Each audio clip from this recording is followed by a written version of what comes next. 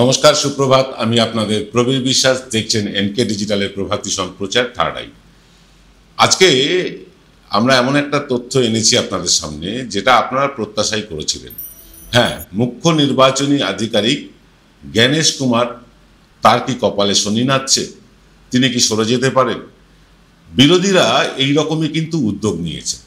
বিরোধীরা চাইছে এই জ্ঞানেশ কুমারের জ্ঞানগর্ভ যে সাংবাদিক সম্মেলন, তারপরে আর জ্ঞানেশ কুমারকে এই পদে দেখতে চাইছে না বিরোধীরা।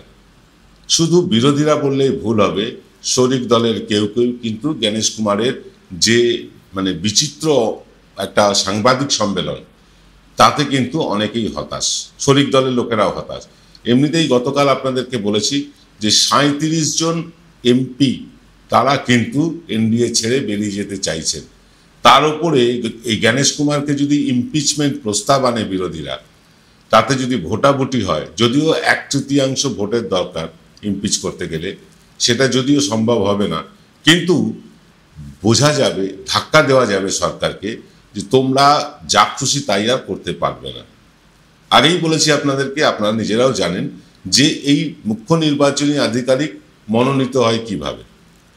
আগে মনোনীত করতেন সুপ্রিম কোর্টের প্রধান বিচারপতি, একদিকে থাকতেন প্রধানমন্ত্রী আর একদিকে থাকতেন বিরোধী দলনেতা। এখন আর সেটা হয় না। এখন প্রধানমন্ত্রী, আর প্রধানমন্ত্রীর পছন্দের স্বরাষ্ট্রমন্ত্রী, আর থাকেন বিরোধী দলনেতা। তার মানে যদি ভোট হয় 3-1 যদি প্রার্থী ভোটাধিকার প্রয়োগকারী হয়, তাহলে 2-1 মতেই জিতে যাবে বিজেপি বা নরেন্দ্র মোদীর পছন্দের ক্যান্ডিডেট। এইভাবেই জ্ঞানেশ কুমারকে কিন্তু করা হয়েছিল আমাদের মুখ্য নির্বাচনী আধিকারিক। এবং এই জ্ঞানেশ কুমার তিনি অমিত শাহের সেক্রেটারি ছিলেন। সেখান থেকে তিনি উন্নীত হয়েছেন নির্বাচনী আধিকারিক হিসেবে বা মুখ্য নির্বাচন কমিশনার হিসাবে। এর ফলে যা হয়েছে তাই হওয়ার, যেটা হওয়ার ছিল সেটাই হয়েছে। জ্ঞানেশ কুমার যা খুশি তাই করে যাচ্ছে। রাহুল গান্ধী একটি পাওয়ার পয়েন্ট প্রেজেন্টেশন দেখিয়ে সাংবাদিক সম্মেলন করেছেন এবং তিনি দেখিয়ে দিয়েছেন চোখে আঙুল দিয়ে যে কিভাবে 5 দফায় ভোট চুরি হচ্ছে, 5 রকমভাবে ভোট চুরি হচ্ছে। ঠিক একই অভিযোগ করেছেন বিজেপির সাংসদ সেই গলিমারো ঠাকুর। আপনাদের মনে থাকবে সেই গলিমারো ঠাকুর, তিনিও কিন্তু অভিযোগ করেছেন যে বিভিন্ন লোকসভায় ভোট চুরি হয়েছে। অর্থাৎ একই অভিযোগ করছে বিজেপি এবং একই অভিযোগ করছে কংগ্রেস।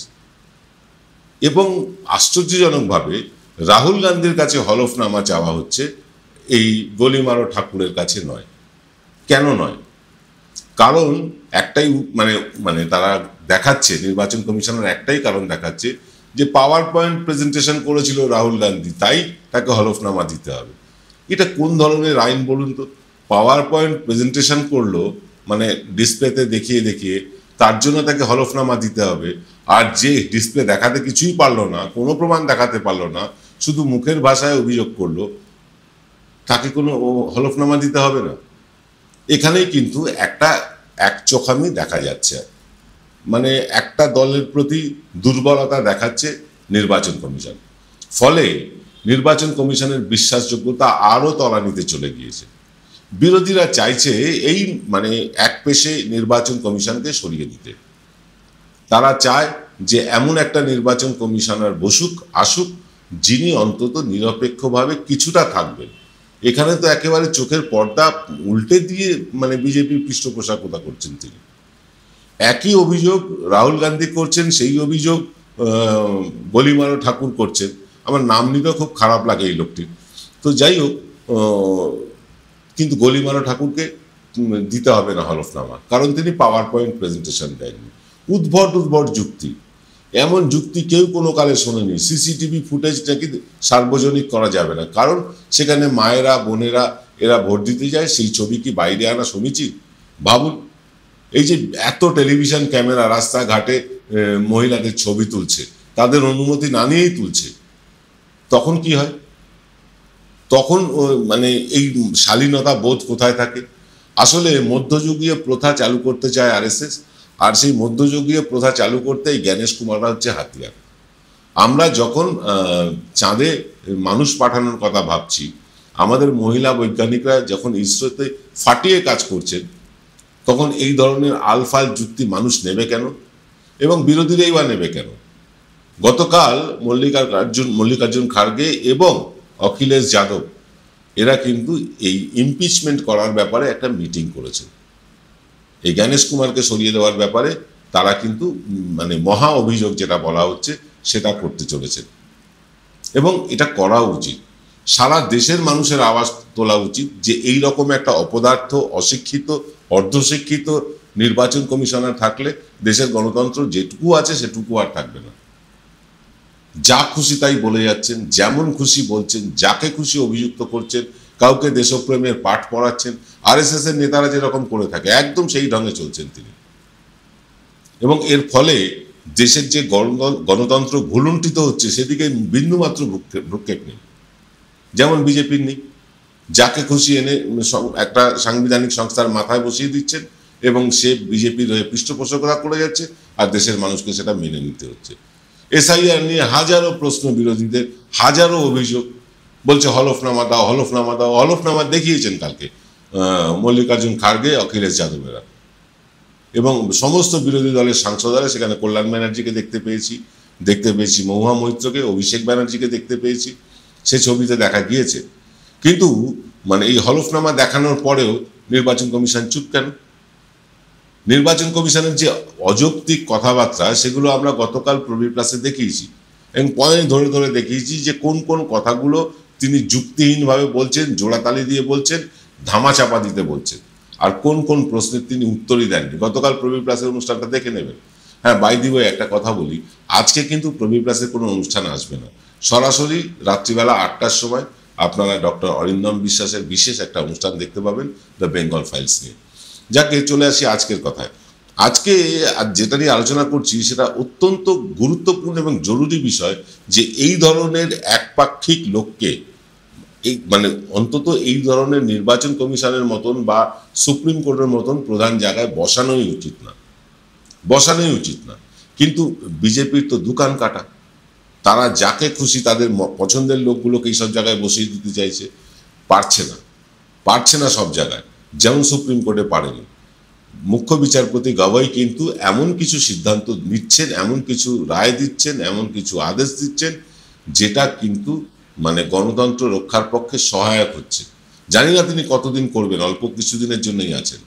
ওদিকে আমাদের রাষ্ট্রপতি, মহামহিম রাষ্ট্রপতি, তিনি আবার এমন একটা কাজ করে বসলেন যেটাতে মানে গণতন্ত্র একেবারে ধূলিসাৎ হয়ে যাওয়ার মতো। সেটা হচ্ছে এই যে রাজ্যপালেরা বিভিন্ন বিল পাঠায় রাষ্ট্রপতির কাছে, সেই বিল রাষ্ট্রপতি সই করে দিলে তবে সেটা আইনে পরিণত হয়। এবার বিরোধীরা বলেছিল, বিশেষ করে তামিলনাড়ু সরকার বলেছিল যে দিনের পর দিন এই বিল আটকে রাখার ফলে রাজ্যের কাজকর্ম ব্যাহত হচ্ছে এবং বিজেপি বিরোধী রাজ্যগুলোতে রাজ্যপালেরা এইসব বিল দিনের পর দিন আটকে রেখেছে, দিনের পর দিন। ফলে রাজ্য সেইগুলো আইনে পরিণত করতে পারছে না। ফলে রাজ্যের শাসন ব্যবস্থা খারাপ হচ্ছে এবং বিজেপি দেখাচ্ছে যে দেখো শাসন ব্যবস্থা কত খারাপ। এই যেমন ধর্ষণ বিরোধী আইন পশ্চিমবঙ্গ সরকার এনেছে, সেই বিলটা আজও পাশ হয়ে আসেনি।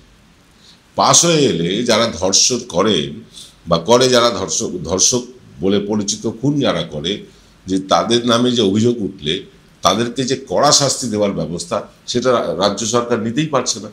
এরকম অজস্র বিল রাজ্যপাল রাষ্ট্রপতির কাছে গিয়ে পড়ে থাকে দিনের পর দিন, সেই বিল আর বাস্তবে রূপ দেখে না, কারণ রাজ্য সরকারকে মানে অসহযোগিতা করে রাজ্য সরকারকে বিপদে ফেলতে হবে।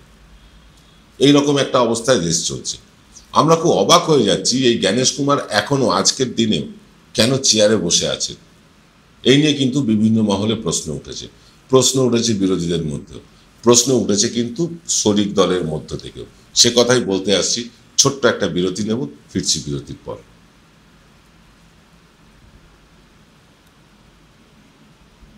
জয়গুরু রত্নভান্ডার জ্যোতিষ সেবা। এখানে গোল্ড মেডেলিস্ট জ্যোতিষী বসেন। হাই কোয়ালিটির আসল গ্রহরত্ন সবচেয়ে কম দামে এখানে পাওয়া যায়। স্থান বেলঘড়িয়া রানীপার্ক বটতলা 2 নম্বর রেলগেটের নিকটে। 9681345722 এবং 9007778922।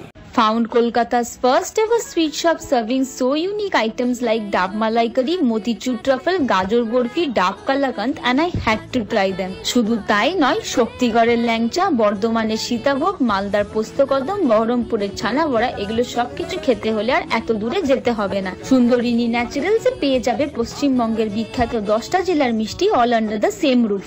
এদের বেস্ট সেলার্স কচি ডাবের শাঁস দিয়ে বানানো ডাব মালাইকারি আর কলা পাতায় মোড়া গুড়ের সন্দেশ পাতুরি আর আ মাস্ট ট্রাই।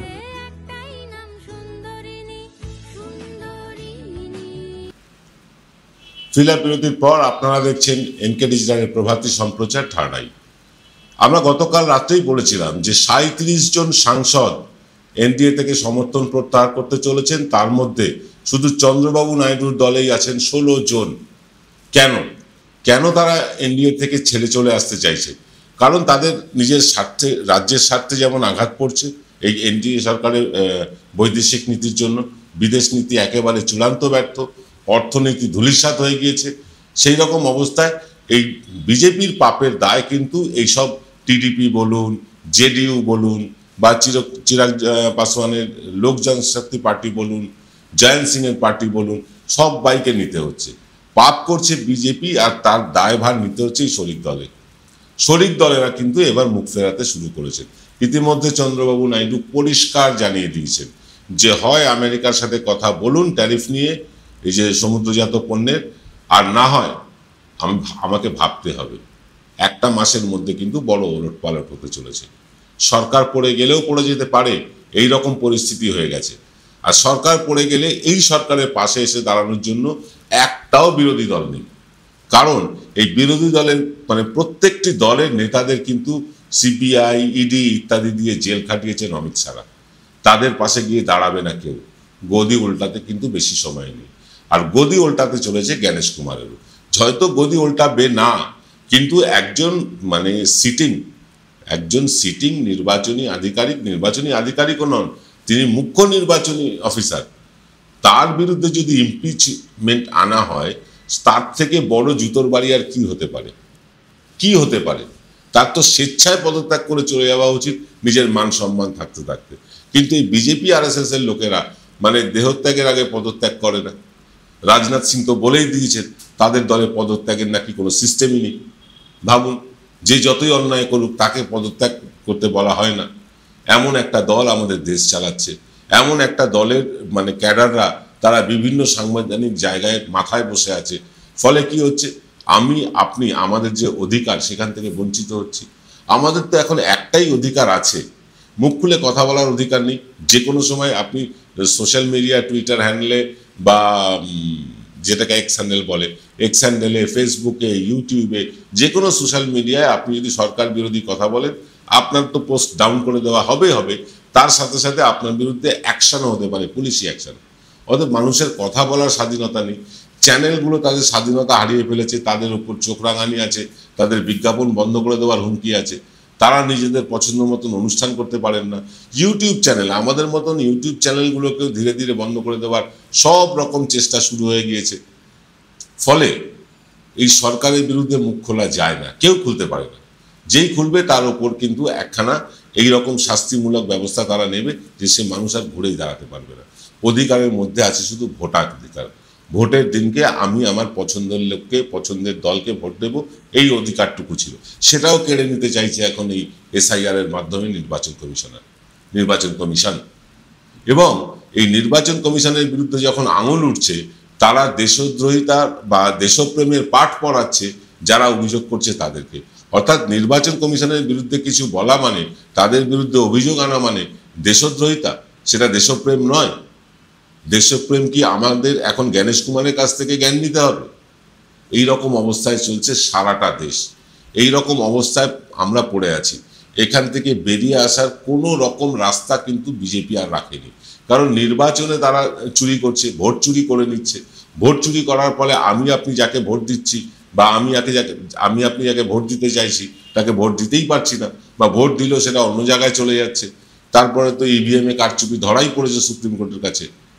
ফলে কি হয়েছে, মানে EVM কারচুপি, ভোটার তালিকায় কারচুপি, মৃত ভোটারকে জীবিত বলে দেখানো, জীবিত ভোটারকে মৃত ভোটার বলে দেখানো, এক বাড়িতে 80 জন, একটা ঘর, বাড়িও না, একটা 10 ফুট বাই 10 ফুট ঘরে 80 জন আছে এরকম দেখানো, 0 এরকম নম্বরের বাড়ির সংখ্যা প্রায় 3 লক্ষ দেখানো হচ্ছে। ভাবুন কি অবস্থায় আছি আমরা।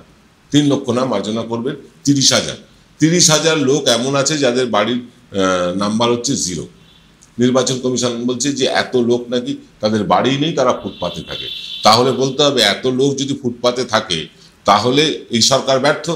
কেন তারা ফুটপাতে আছে, কেন তাদের মাথার উপর চাঁদ এখনো হয়নি? সবকা সাথ সবকা বিকাশের ঢপবাজি করে সরকারে এসছেন, তারপরে সবার সাথ তো দিচ্ছেন না, দিচ্ছেন শুধু আদানি আর আম্বানি। মানুষ আপনাদের চালাকি বুঝতে পারছে না, কিন্তু এই চালাকি আর বেশি দিন চলবে না। মানুষ এবার কিন্তু রুখে দাঁড়াতে শুরু করেছে। বিহারে রাহুল গান্ধী যে পদযাত্রা শুরু করেছেন, সেই পদযাত্রায় কিন্তু কাতারে কাতারে লোক যোগ দিচ্ছে, দল মত নির্বিশেষে। পুলিশের ব্যারিকেডও মানছে না সাধারণ মানুষ। বুঝতে পারছেন মানুষের ক্ষোভ কোন জায়গায় পৌঁছেছে? এত ক্ষোভ নিয়ে সামনের নির্বাচন ফেস করতে হবে বিজেপিকে, সব জায়গাতে, শুধু পশ্চিমবঙ্গে না, বিহারেও ফেস করতে হবে, তামিলনাড়ুতেও ফেস করতে হবে, সব জায়গাতে ফেস করতে হবে।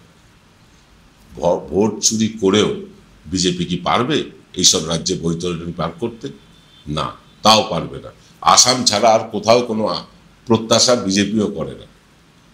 আপনারা কি ভাবছেন এই নিয়ে কমেন্ট করে লিখে জানান। আরও একবার জানিয়ে দিই আপনাদেরকে যে আজ বিকেলে প্রবীর প্লাসের কোনো অনুষ্ঠান আসবে না। রাত্রিবেলা 8টায় অরিন্দম বিশ্বাস আসছেন, ডাক্তার অরিন্দম বিশ্বাস আসছেন দ্য বেঙ্গল ফাইলস নিয়ে একটা বিশেষ অনুষ্ঠান করতে, দেখতে ভুলবেন না। আজ এই পর্যন্ত বেলা, সকলে ভালো থাকবেন, নমস্কার।